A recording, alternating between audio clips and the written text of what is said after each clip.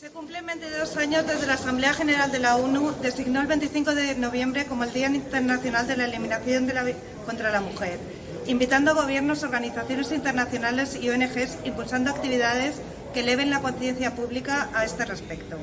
En España llevamos desde el 2022, ya son 33 las mujeres que les han arrancado la vida a la violencia de género. Además, 20 menores han quedado huérfanos como consecuencia de estos crímenes y 357 desde 2013.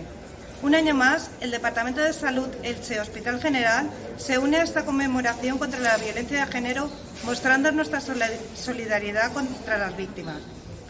Compartimos su dolor y combatimos su causa y la de sus familias. La ONU lo expresa con claridad. La violencia contra las mujeres y niñas, arraigada en unas relaciones de poder desiguales entre mujeres y hombres, persiste como una crisis silenciosa y endémica.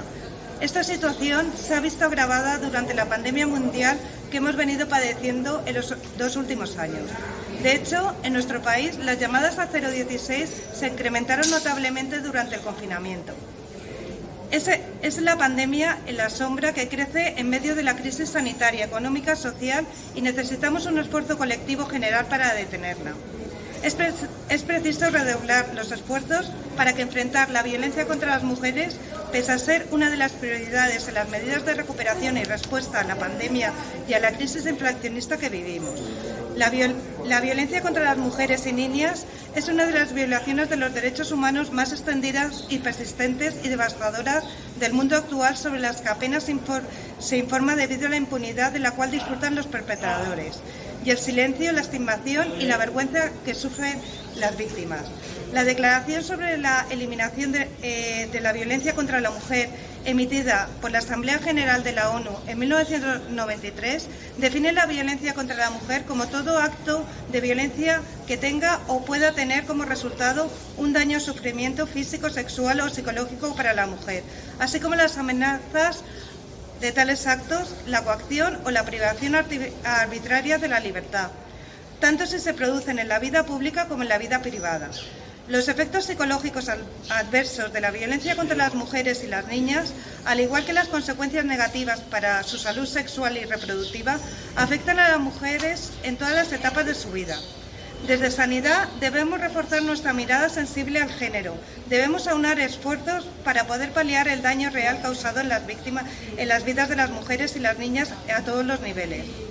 Como consecuencia de la violencia machista, más aún en estos momentos de crisis, cuando según las personas expertas y los organismos nacionales e internacionales están alertando de que en la época de crisis el enfoque de género deja de ser un asunto prioritario.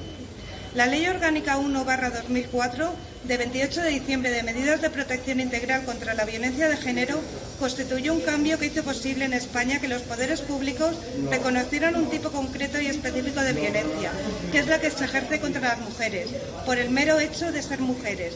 En los últimos años, el Pacto de Estado contra la Violencia de Género, largamente demandado por el movimiento feminista, ha supuesto un antes y un después para abordar desde las instituciones la violencia de género.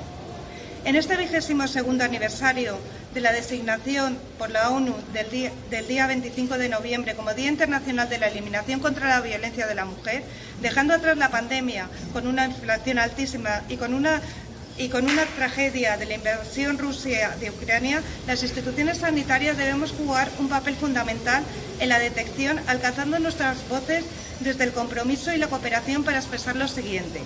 Cuando se maltrata a una mujer, se maltrata a toda la sociedad.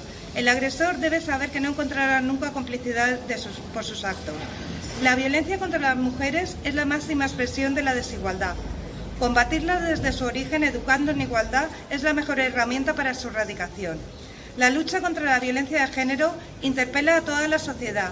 Tenemos la responsabilidad conjunta de enfrentar a los maltratadores y provocar un rechazo de toda la sociedad a la violencia y a los que la ejercen.